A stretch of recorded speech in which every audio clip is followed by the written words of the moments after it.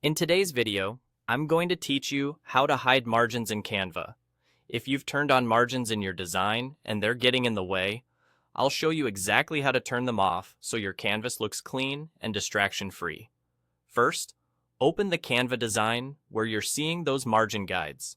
Margins in Canva are the faint guidelines that mark a safe area, helping you keep text and important elements away from the edges. They're useful for layout and printing, but once your design is set, you might want them out of sight. With your design open, go to the top of the editor and click File. You'll find it toward the top right of the screen in the Canva interface. This opens a small menu with options that affect your current design. From that menu, click Settings. This section controls visual aids and other editor preferences, and it's where the margin option lives. Inside Settings, look for the option labeled Show Margins. If you see a check mark next to it, that means margins are currently visible. To hide them, simply click. Show margins once to remove the check. As soon as you uncheck it, those margin guides will disappear from your canvas, letting you see your design exactly as your audience will. A quick note so you know what's changing. Turning off Show Margins only hides the guidelines. It doesn't move, crop, or resize anything in your design. Your elements stay exactly where you placed them.